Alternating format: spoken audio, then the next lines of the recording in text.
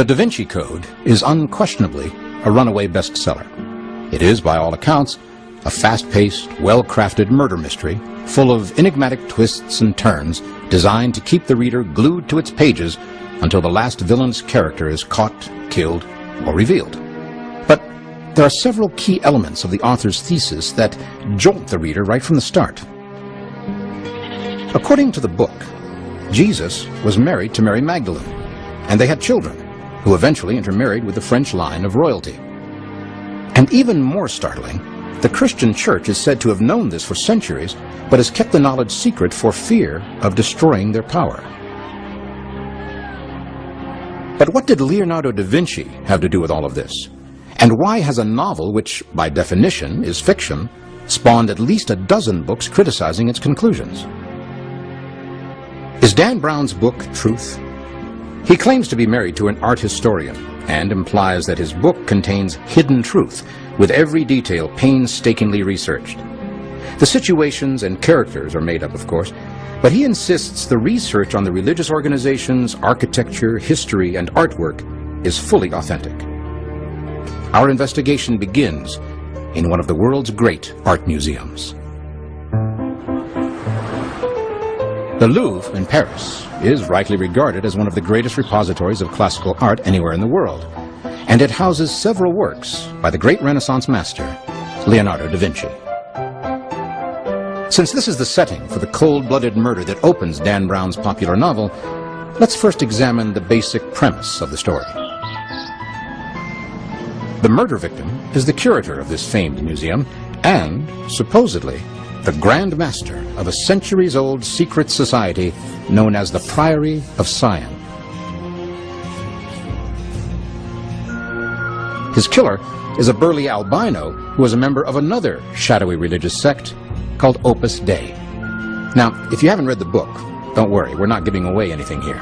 The mystery that surrounds this murder is not in trying to discover who did it, but why it was done. The murder and the murderer are, in fact, part of the opening scenes. But the victim lives just long enough to leave a set of enigmatic clues in the form of complex codes that the hero, Robert Langdon, an expert symbologist, and Sophie Neveu, the victim's granddaughter and a professional cryptographer, must figure out. The urgency of solving the riddle is enhanced when Langdon becomes the prime suspect in the murder. Now, we know, of course, that he didn't do it, but an increasingly complex sequence of clues brings the reader face to face with the hidden agenda of the Priory of Siam, the secret order which, among other things we are told, was the founder of the famous Knights Templar. Next, the reader must deal with several seemingly unrelated events, including the sinister motives of a committed leader of Opus Dei, ostensibly an arm of the Catholic Church, the political maneuverings of Constantine the Great, and an alleged love affair between Jesus and Mary Magdalene. All of that, of course, is fair game in a fictional novel, but according to the experts, this is where Dan Brown crosses the line. If this novel were just fiction, it wouldn't be a problem. But the author has gone around the country saying it's nonfiction and everything's true. In fact, that he tried to disprove many of the things in the novel and became a believer. What does Dan Brown himself have to say about it? Does he believe that the tales of secret societies and a secret marriage between Mary Magdalene and Jesus are true? We invited Mr. Brown to appear on our show, but he declined. He also refused permission for us to use video excerpts from previously broadcast interviews and personal appearances. But Dan Brown did explain his position during a television special viewed by millions. He said, quote, "I began as a skeptic. When I started researching the Da Vinci Code, I really thought that I would disprove a lot of the theory about Mary Magdalene and holy blood and all of that. I became a believer."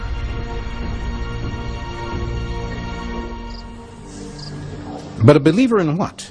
The marriage of Jesus to Mary Magdalene? The machinations of Opus Dei? The dark workings of the Priory of Siam? The power of Constantine to establish the divinity of Jesus Christ? Or all of the above? What makes any critique of Dan Brown's book particularly disturbing is its deliberate attempt to pass on the view that it is based on fact.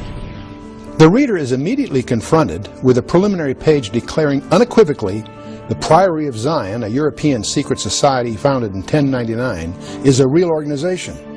And on the same page we are also told the Vatican prelature known as Opus Dei is a deeply devout Catholic sect. And then this: all depictions of artwork, architecture, documents, and secret rituals in this novel are accurate. Mr. Brown gives himself very little leeway when he makes these assertions. The introductory presentation, which presents these so-called facts as foundational truths, takes the novel out of the realm of simply being a work of fiction.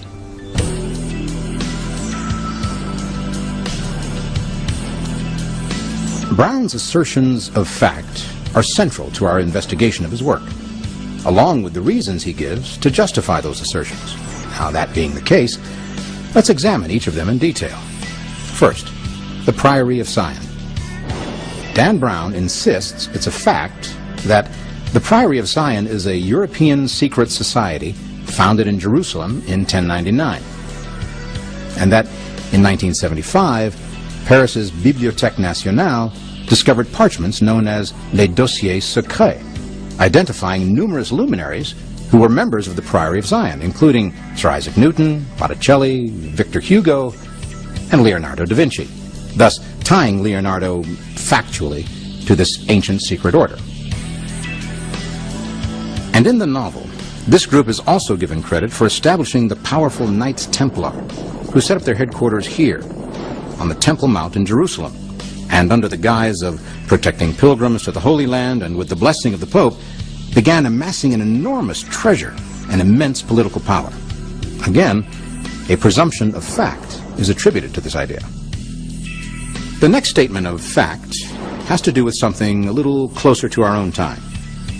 Two of the principals in the Da Vinci Code, Silas, the albino murderer, and his mentor, Father Aaron Garosa, are said to be members of Opus Dei, a modern organization and therefore a group we can subject to closer scrutiny. Opus Dei was founded on October 2nd of 1928. Its members are mostly lay members, with about 2% being priests. Opus Dei is Latin for work of God, and it boasts about 80,000 members in 60 countries. Opus Dei has its headquarters in Rome, and in 1982, Pope John Paul II elected the organization to a personal prelature, and on October 6, 2002, it canonized its founder, José María Escrivá. And there is, in fact, a Opus Dei building at 243 Lexington Avenue in New York. In this statement, Brown only establishes that there is indeed an Opus Dei building in New York. But the book takes his characterization much further. Does its very existence prove Brown's thesis that it is somehow connected to dark and nefarious activities? For that matter, is Opus Dei a secret society? Are there monks that hide in darkened rooms and flail themselves in sordid rituals? Is there a bishop of Opus Dei? And has the prelature been disassociated from the church? Were les dossiers secrets really discovered? And if so, were they authentic? We'll see if we can discover the answer to these questions. And we'll see if we can determine if the final statement of fact, boldly stated in the front of the book, which says, all descriptions of artwork, architecture, documents, and secret rituals in this novel are accurate, is itself accurate.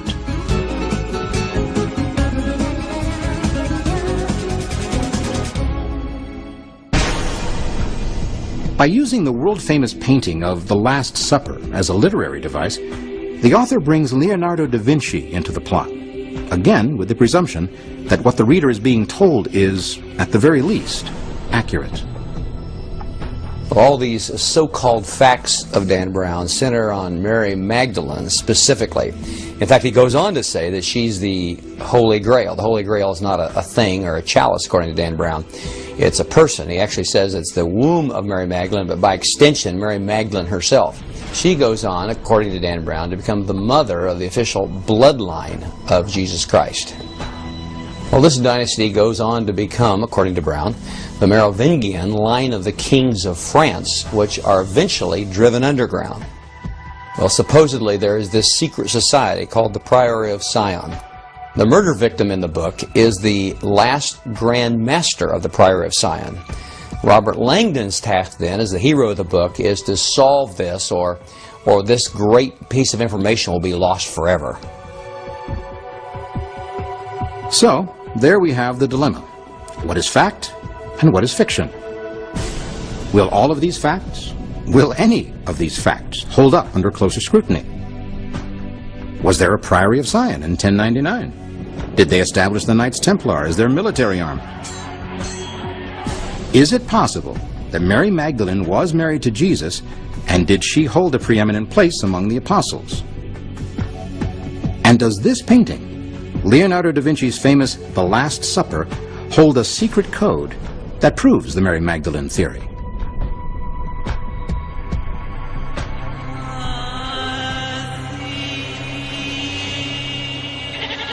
Dan Brown isn't the first author to write about some kind of an affair between Jesus and Mary Magdalene. In fact, much of the information in Brown's book parallels the information in the 1983 publication Holy Blood, Holy Grail. The authors of this book, which they claim is a non-fictional study of religious history, have recently filed a breach of copyright lawsuit in Great Britain against the publishers of Brown's book, claiming theft of intellectual property. And another author, Louis Perdue, thinks the facts in the Da Vinci Code are much too close to the fiction he wrote in his two books, The Da Vinci Legacy, also published in 1983, and The Daughter of God, published in 2000. When I first read the Da Vinci Code, it wasn't the massive similarities that truly bothered me, but what I found was there were mistakes that I'm the only person who made were replicated in the Da Vinci Code. For example, when I wrote the Da Vinci Legacy, I made a mistake and wrote that Leonardo's Codex Leicester was written on parchment, but the only other place on the planet that appears is in Brown's Da Vinci Code. And there are other things. For example, I have female spiritual characters that the heroine is related to just as Brown does. In both the Da Vinci Legacy and the Da Vinci Code, the fourth art expert of his type is murdered. He leaves his last message written in his own blood, on his own body, and in both books, they take place on page 35. And there are other things. In both books, a murdered curator leaves a unique gold key to the heroine inside a wood-painted work of art which refers to a holy woman. This gold key, which turns no lock, leads to a Zurich bank safe deposit box containing yet another container locked by a combination and containing very important secrets. If I hadn't written the Da Vinci Legacy 20 years before the Da Vinci Code came out, I would have thought I got all my ideas from Brown. For his part, Brown says he's never heard of Louis Perdue, nor had any knowledge of his work. In any event, since the Da Vinci Code is not simply based on some actual event or series of events, rather the story develops out of these so-called facts, these facts become extremely critical to the integrity of the book, especially when the characters, all of them unquestionably fictitious, move through the story revealing secrets that other historians, art experts, and scientists have apparently, according to Brown, been hiding from the world.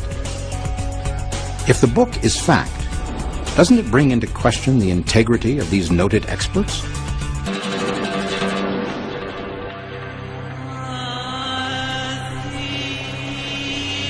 But it's in the novel's portrayal of Mary Magdalene that the lines are most blurred.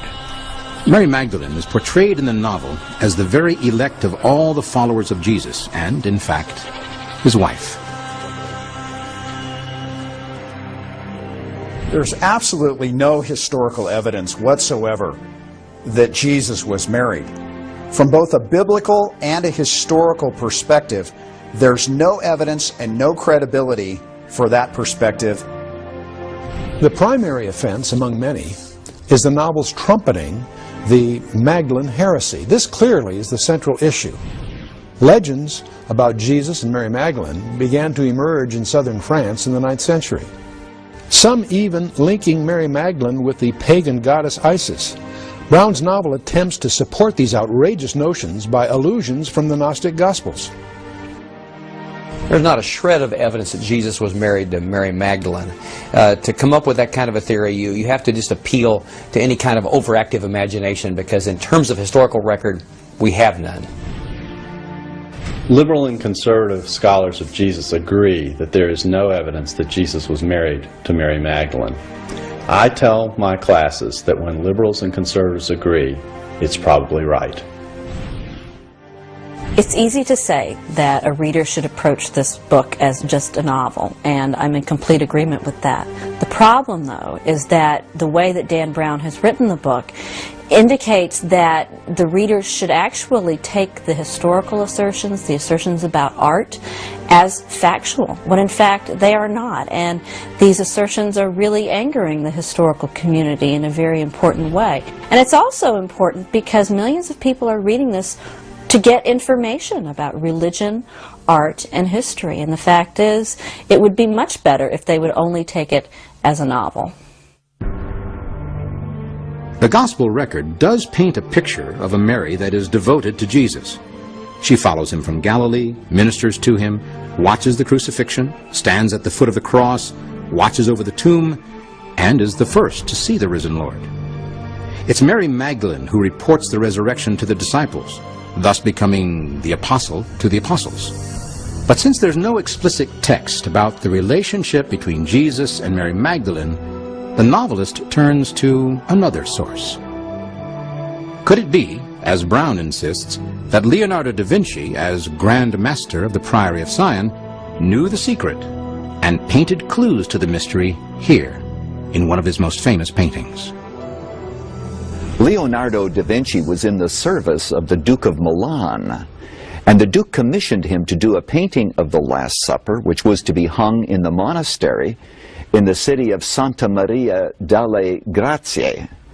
And the purpose was so that the friars would have something pleasing to look at while they were eating. In the novel, we are told that Leonardo, who was actually in on the secret, actually painted Mary Magdalene and not John the Apostle to the right of Jesus. Now, this is very important, of immense importance, as a matter of fact, in understanding the Da Vinci Code. The implication is that Leonardo did not just simply paint a pretty picture of the Last Supper. It was his way of telling the world something of immense importance. In Dan Brown's novel, The Last Supper is a fresco portraying Jesus at the moment of consecration when he is saying, "This is my body, this is my blood." And Mary Magdalene is seated at his right-hand side, thereby proclaiming to the world that she is not only favored, but is actually the Holy Grail. Well, this is completely at odds with what Leonardo himself tells us in his work, The Treatise on Painting.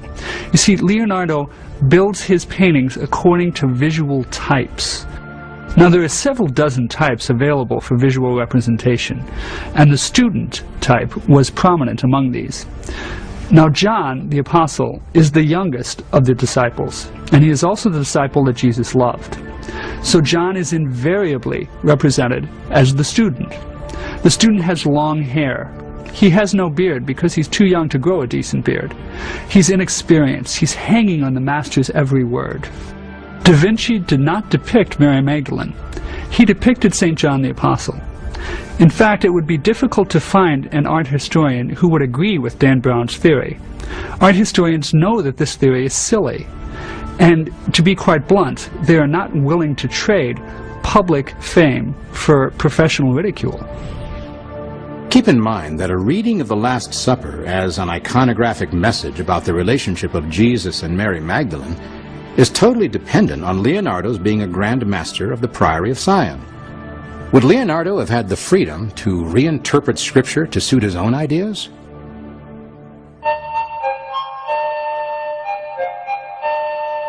During the Renaissance, an artist would be given a commission, and within that commission he would be given a lot of free rein, but also he would have specific guidelines that he would have to follow, and we can presume that Leonardo followed those guidelines.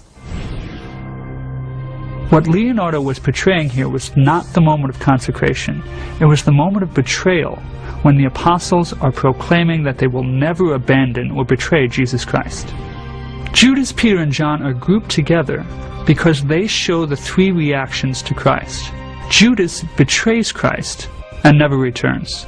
Peter abandons Christ, but he does return. John is the only one who never abandons or betrays Jesus Christ. And this explains why everyone still has their own cup.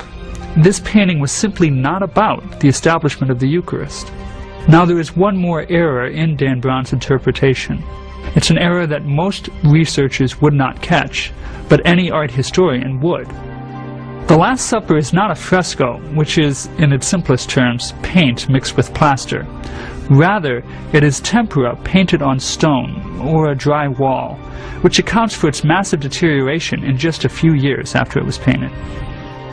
After many attempts to restore and save the Last Supper, it is almost certain that nothing of what Leonardo originally put on that wall is still there.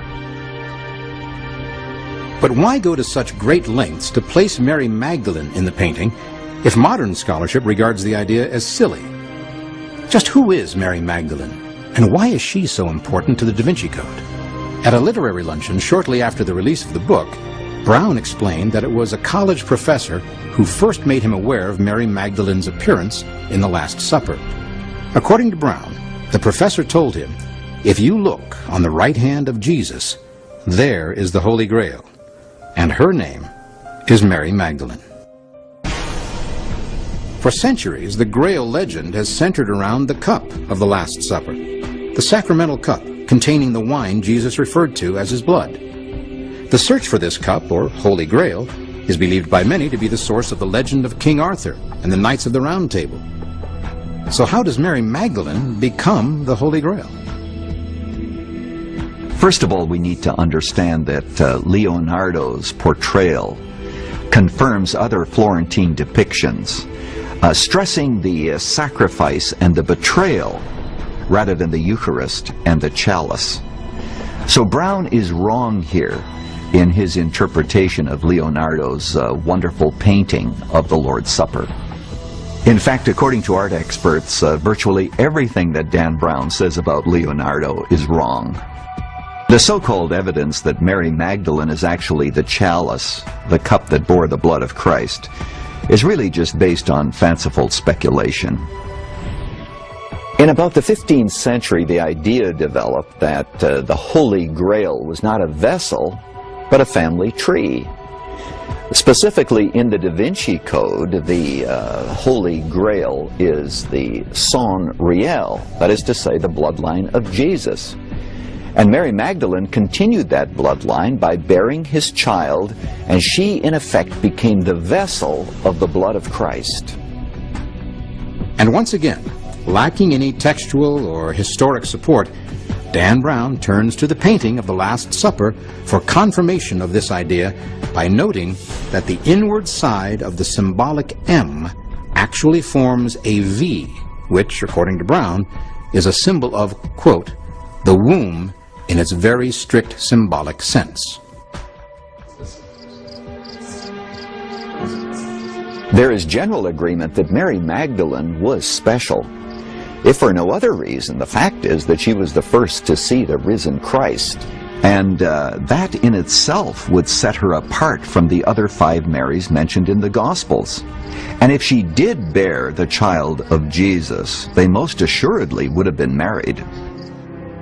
Unfortunately for this theory, there's absolutely no evidence for a marriage or a child. And certainly no agreement among art experts regarding Dan Brown's theory that Leonardo painted Mary Magdalene and not John the Apostle sitting next to Jesus in that great masterpiece of the Lord's Supper. And fortunately, we don't have to resort to fanciful speculation, nor do we have to accept the notions of some art history professor. Leonardo himself gave us the answer. He did a lot of preliminary sketches to get his composition, and we have some of those sketches where the apostles are labeled. That's another way we know that it's not Mary Magdalene sitting next to Jesus, it is the apostle St. John. Still, There's a very strong tradition in France that Mary Magdalene did come to the southern part of that country with Joseph of Arimathea following the crucifixion, where she bore a child, a daughter named Sarah. And, according to the characters in the Da Vinci Code, there's proof of the marriage, found in the Gnostic Gospels, most of which were discovered in Egypt, and in the Dossier Secret, discovered in the Bibliothèque Nationale in Paris, both in the last half of the 20th century. But what secrets are in those secret files? And what exactly are the Gnostic Gospels? Are they authentic Gospels? Are they accepted as canon by any church or religion?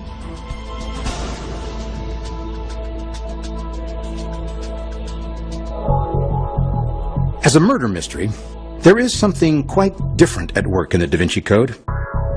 Instead of clues helping to solve the murder is merely a device that permits the author to elaborate on the clues. Still trying to elude the police, the symbologist and the cryptographer stumble upon an old acquaintance of the American, a British expert and fanatical pursuer of the Holy Grail named Teabing. It is this character that casts Mary Magdalene in the role of the Grail itself, not just the possessor of the precious cup, but the actual vessel. How does this fit with the more conventional Grail legends? Well, the Holy Grail has generally been perceived as a cup or a chalice that was used at the Last Supper. It has even expanded to mean sometimes a platter, sometimes a cauldron, and in the Middle Ages, the myth expanded enormously. Such things as a sword, a spear, a lance, all types of things were added to this unusual legend. But normally it was seen as the cup or the chalice that was used by Christ at the Last Supper. What Ndan Brown does is add a whole new dimension. He changes the whole concept of the Holy Grail from some item or some object to the person of Mary Magdalene specifically, and to try to bolster that, he begins to draw from the Gnostic Gospels. The 20th century was host to the greatest discovery of ancient documents in history. The Dead Sea Scrolls startled the scholarly world with tens of thousands of documents and document fragments paralleling Old Testament writings. But even before the Dead Sea Scrolls were discovered, a treasury of ancient texts relating to the New Testament was unearthed near the town of Nag Hammadi in Egypt. These texts contained what has become known as the Gnostic Gospels. But what exactly are they? And how do they differ from the New Testament? In Nag Hammadi, there were unearthed several Gospels, 4 or 5, that are not in the Bible and that are a part of this Gnostic sect. Gnosticism was a combination of Christianity and Greek philosophy. These Gospels have a completely different theology than what we have in the New Testament, and that's the reason they were never accepted into the New Testament. The novels claim that these Gospels were part of 80 Gospels, and that the 4 that we have were chosen out of them is completely false.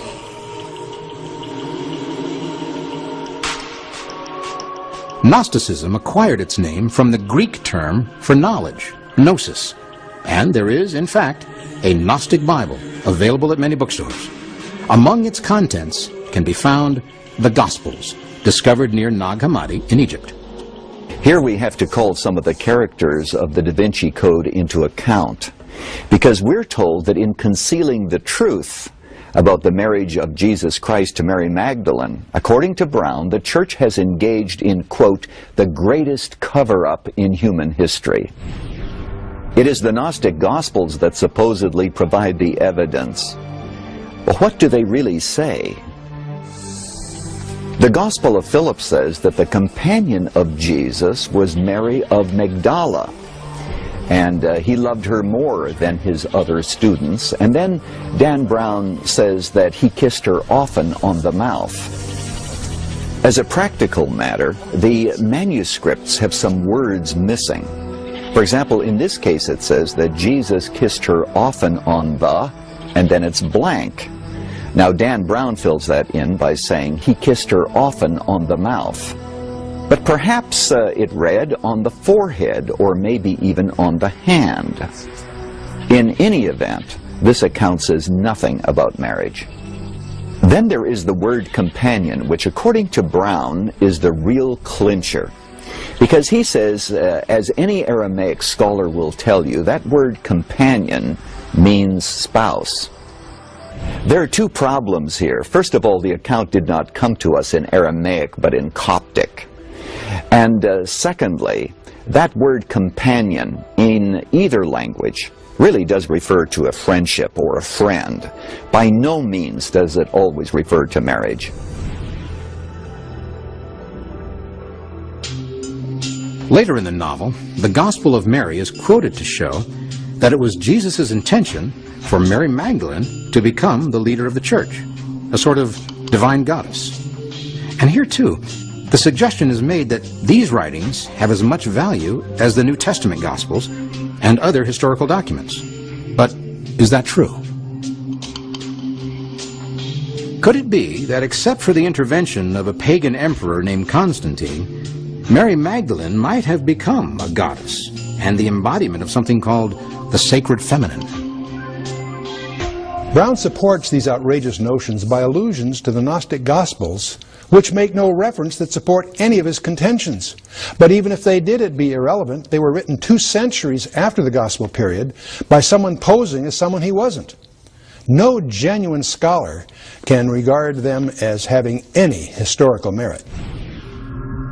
On page 235 of the Da Vinci Code, Teabing, the book's theological expert, states, "Almost everything our fathers taught us about Christ is false, and it is Constantine and the Council of Nicaea that are held up as the perpetrators of all the lies. We are told that it was only by a vote of the bishops assembled at Nicaea that Jesus was made the Son of God, and by a relatively close vote at that. Is Christianity, as we know it, really a creation of the 4th century, not the 1st? Constantine certainly was an important figure in early Christian history. The church went from being persecuted by the empire to being received and endorsed by the emperor. This brought significant changes to the early church, but they were not as great as the novel suggests. Church historians agree that, next to the events in the New Testament, the most important event in the history of Christianity is the conversion of the Emperor Constantine in 312. What was the great event that converted Constantine in the first place? And is there any evidence to suggest he actually took ecclesiastical control? According to the ecclesiastical historian Eusebius, Constantine was preparing to attack Rome and praying to a pagan god when he saw a cross in the heavens with an inscription, "Conquer by this." Then in his sleep the Christ of God appeared to him with the same sign and commanded him to make a likeness of the sign to carry against all engagements with the enemy. He did as instructed, and his army won. Constantine became emperor and issued the Edict of Toleration, which meant Christians would no longer be persecuted. But even here, Brown's distortion of history is evident. It was not Constantine who made Christianity the state religion. He simply granted freedom of worship in 313. It was later that Theodosius made Christianity the state religion in 381.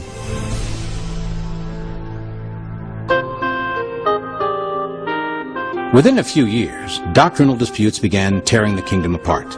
Constantine, embarrassed by the uproar over his new religion, convened the first ecumenical council of church leaders in Nicaea. Over 300 bishops met and, among other things, developed what became known as the Nicene Creed. However, according to the Da Vinci Code, the doctrine of Christ's deity was the center of the debate and passed the council by a relatively close vote. The statement by Dan Brown that this passed only by a very close vote is pure fiction. Of the 318 bishops, only 5 at the Council of Nicaea had qualms about the final decision, and when it came down to the final vote, only 2 voted against it. Now that's hardly a cliffhanger. In any case, Constantine really didn't care about the finer points of theology, so long as it unified his subjects. In fact, the emperor gave the opening speech at the Council of Nicaea himself, and he said that doctrinal disunity was even worse than war. Then there's the matter of the Bible itself. Once again, according to the storyline in Brown's book, it was the emperor who approved which books did and did not become sacred canon. Was it Constantine who controlled such a profound decision as to which of the Gospels would be included in the Bible and which were to be omitted? In fact, try as they might, scholars have not been able to find one line in the proceedings of the Council of Nicaea, which are still in existence, that refer to which books should be in the Bible or which should not. They were discussing mainly the origin of Christ and so forth, whether he was co-eternal with the Father, and there is simply not one indication whatever that they discussed the canon. It's not as if it's a big secret or a raging controversy of how we got the New Testament. Every New Testament book was cited as authoritative by a church father within a single generation after Christ's death and his resurrection. And all 27 books were accepted before the end of the first century. Is it only in the history of Christianity where fact and fiction become confused? Does anyone accept the Gnostic Gospels as reliable guides to the history of the New Testament? Can scholars and historians verify the connection between Leonardo da Vinci and the Priory of Sion?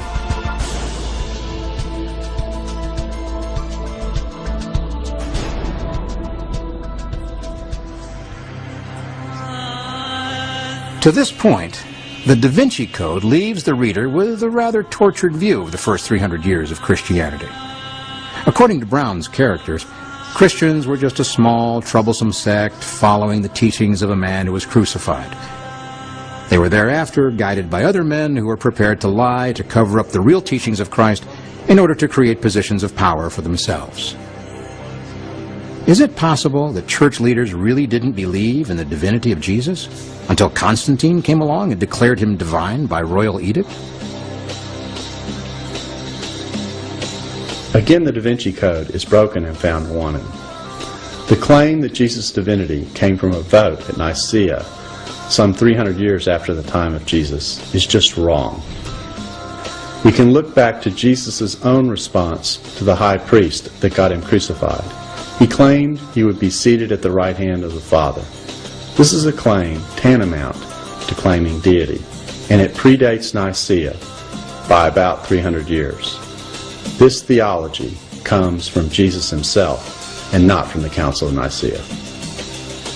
But according to the Da Vinci Code, until that moment in history when Constantine deified Christ by royal edict, Jesus was viewed by his followers as a mortal prophet, a great and powerful man, but a man nonetheless, a mortal. We have important, non-Christian, extra-biblical evidence that Jesus was worshipped in the early 2nd century. Pliny, a governor, wrote to the Emperor Trajan in the 2nd decade of the 2nd century that Christians were worshiping Jesus as God. Now, Pliny had no axe to grind. He was a non-Christian simply describing what was taking place. So this is an important piece of evidence. It's also corroborated by things that the church fathers wrote about Jesus, people like Justin Martyr and Irenaeus, who also made it clear they viewed Jesus as divine. This is 200 years before Nicaea and shows that Nicaea is not responsible for creating the divinity of Jesus. The Da Vinci Code, it seems, simply ignores the existing documents written in and around New Testament times. But let's get back to the recurring theme of the book, the great secret that Jesus and Mary Magdalene were married.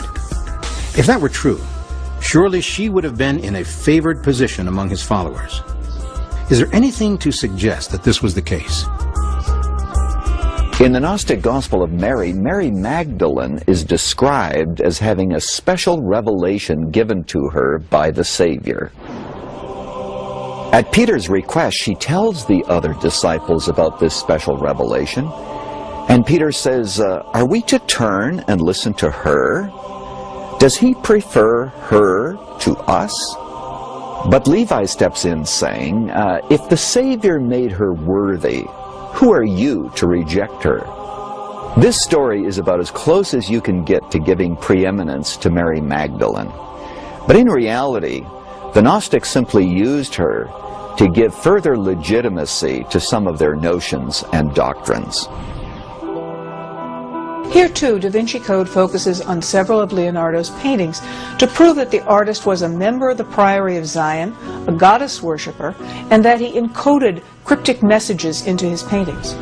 In this context, the Mona Lisa, arguably the world's most famous painting, is an enigma. It's a symbol, but of what? Dan Brown claims that the Mona Lisa is neither male nor female, but carries a subtle message of androgyny. He further suggests that the name Mona Lisa comes from two Egyptian gods, Ammon and the goddess Isis. Mona Lisa, Brown assures us, is an anagram of the divine union of male and female. Mr. Brown's assertions of accuracy once again fall before modern scholarship. The Mona Lisa means whatever you want it to mean. The Mona Lisa may be a portrait of a Florentine lady named Mona Lisa Gioconda, or it's a portrait of Leonardo's mother, or it's his idea of the ideal woman. But he did not attach the name Mona Lisa to the painting. That comes much later with his biographer, Vasari.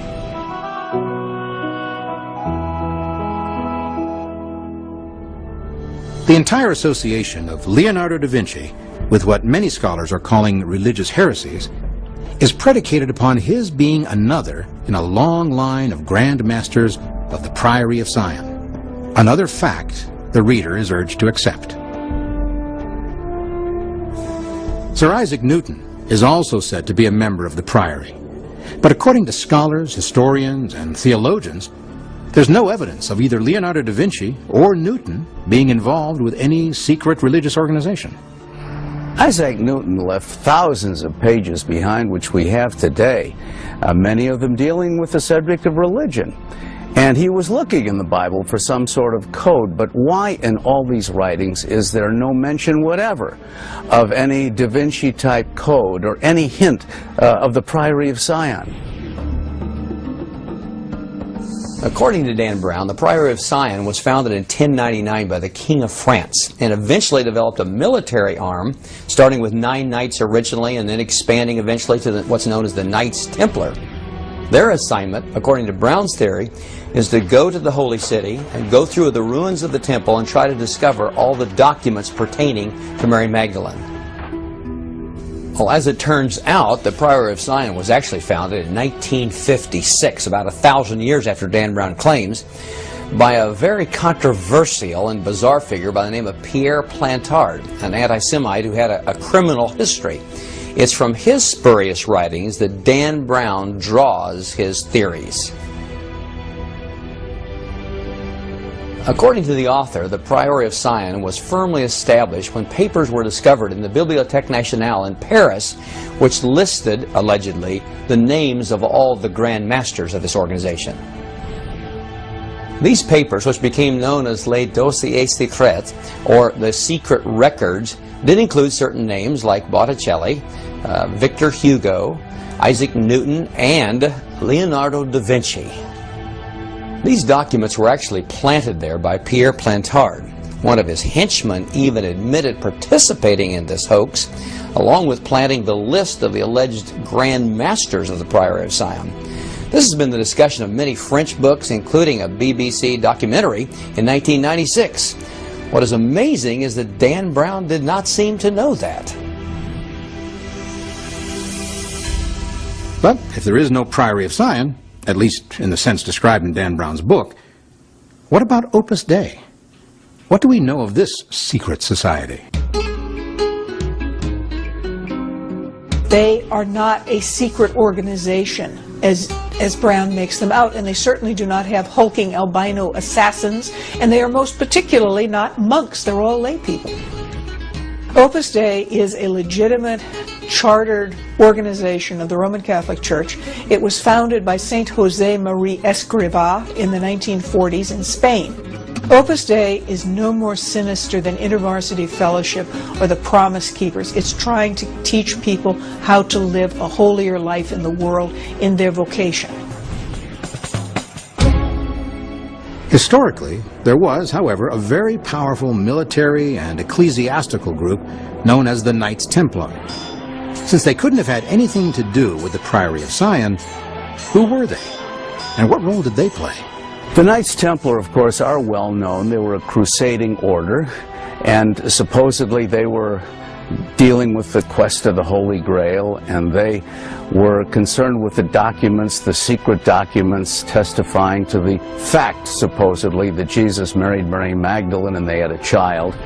Initially, however, the real Knights Templar simply vowed to defend the roads to the Holy Land for the benefit of the new pilgrims who flocked to Jerusalem from all over Europe, and they sort of served as the travel agency, you might say, for the pilgrims of that time.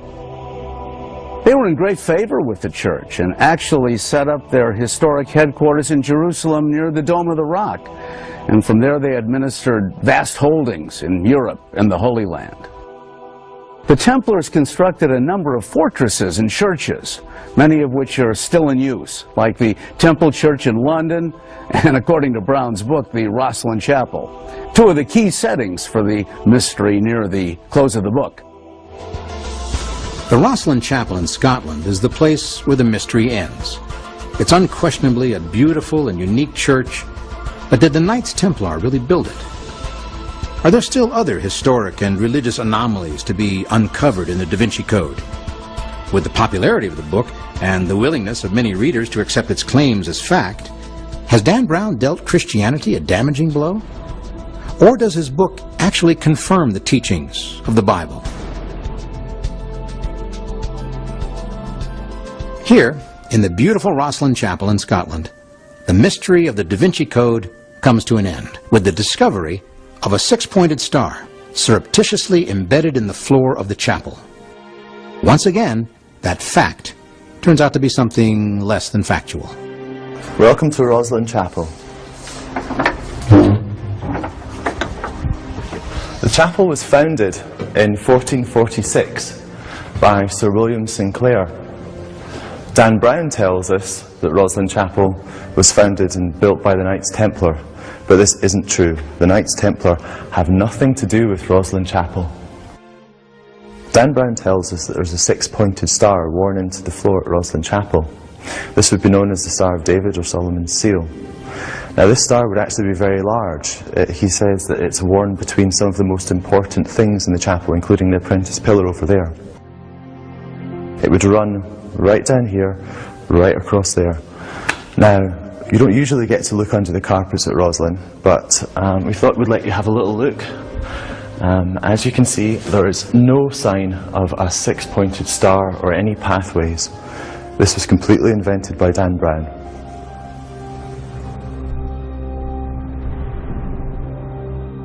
Dan Brown's characters are admittedly fictional, as is the plot and subplot of his mystery.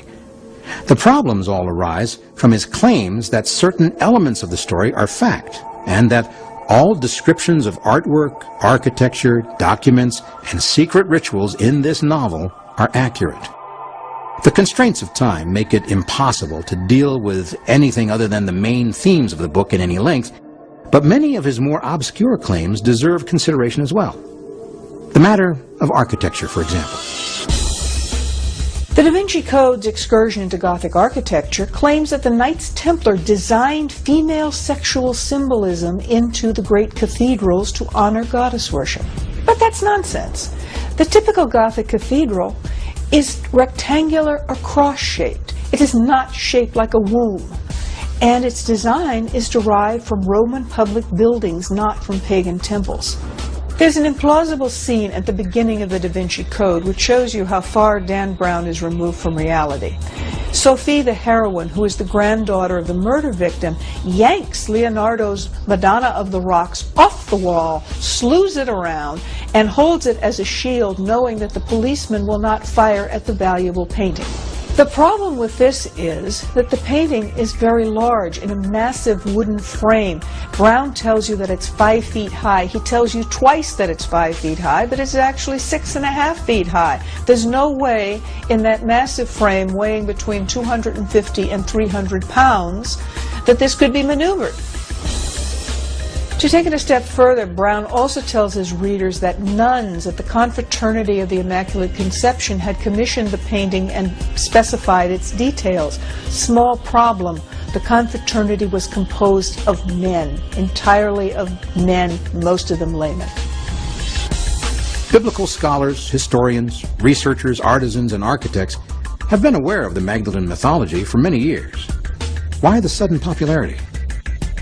Perhaps being tucked away in the fictional history of a novel makes it more difficult to examine, and therefore more difficult to refute.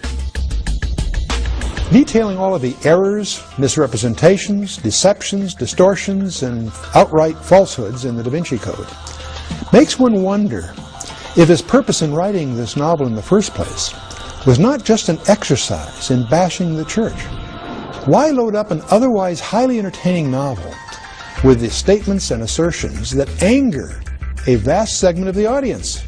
Unless, of course, that was his intention to begin with. If that was Brown's intention, he has certainly succeeded. Here are a few more items from the book that seem to have enraged various scholars the most. The early Jewish tradition involved ritualistic sex, in the temple no less. Early Jews believed that the Holy of Holies in Solomon's temple housed not only God, but also his powerful female equal Shekinah. This atrocious claim is really based on fantasy rather than fact. Nothing was more foundational to Judaism than the belief in one God and only one, and he did not have a female counterpart. As a matter of fact, the idea of attaching sexuality to deity was so abhorrent to the Hebrews that the language doesn't even have a word for goddess. The Jewish Tetragrammaton, Yahweh, the sacred name of God, in fact derived from Jehovah, an androgynous physical union between the masculine Yah and the pre-Hebraic name for Eve, Hava. That is false in its entirety. Yahweh was the original name for God, which reflects the Hebrew verb to be. But since tradition forbid the verbal pronunciation of the name, rabbis in the 16th century pronounced the consonants Yad-He, Vad-He with the vowels of Adonai, or Lord, resulting in Yehovah. This all has nothing to do with any androgynous union. The Bible has evolved through countless translations, additions, and revisions. History has never had a definitive version of the book. This is totally misleading. The only changes that have ever taken place in the Bible throughout the centuries are an ever more faithful rendering and translation of the original Hebrew and the original Greek of the New Testament, without any additions to the text. In fact, there are scribes who devoted their entire life to the preservation of the originals, copying them, preserving them, letter by letter. Fortunately for historians, some of the Gospels that Constantine attempted to eradicate managed to survive. The Dead Sea Scrolls were found in the 1950s, hidden in a cave near Qumran in the Judean desert. So here we have three serious errors in just 3 lines. Constantine, for example, had nothing to do with the eradication of the gospel, or the confirming of the gospels for that matter. Secondly, the Dead Sea Scrolls were discovered in 1947, not in the 1950s.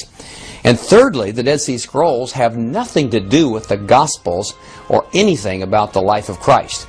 These are bizarre errors when you consider the fact that it's claimed that the book was meticulously researched. Virtually every claim relating to Christianity in Dan Brown's book has been challenged at some level. But it is Leonardo da Vinci who suffers most, since he is portrayed as the main perpetrator of these stories through the secret manipulation of his art.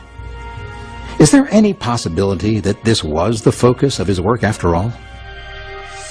Leonardo himself was not interested in the occult. He made fun of alchemy.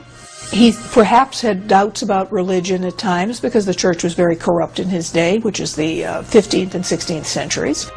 But he did not abandon Christianity. At the end of his life, he received the last sacraments of the church, and he made arrangements for a proper Christian funeral.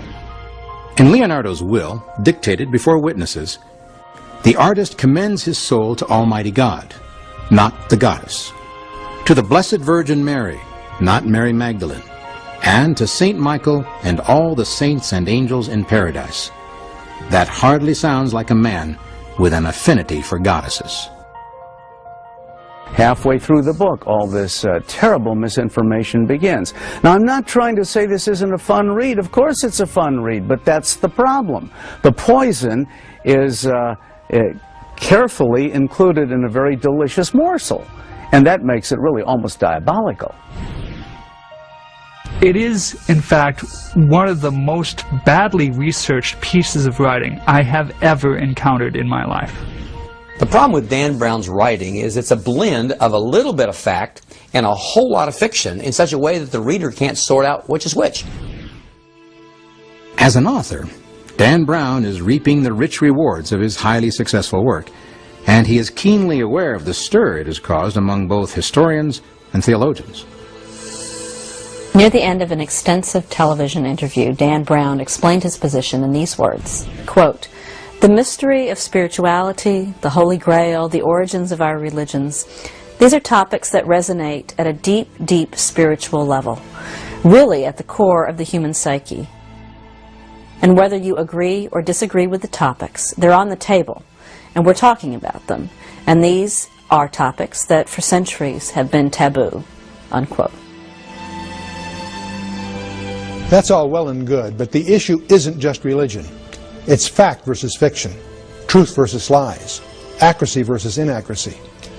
The Da Vinci Code would be no less onerous if its misrepresentations were used to denigrate any world religion. However, the Da Vinci Code seems dedicated to gross misrepresentation of that religious faith that hundreds of millions of people hold sacred. I think that what we've seen is that Dan Brown got both the theology and the art history wrong. In fact, his piece of fiction, which he claimed was nonfiction, is in fact some of the best fiction of his book. If there is any good that has come out of the Da Vinci Code phenomenon, it is that it has stimulated a lot of questions about important matters.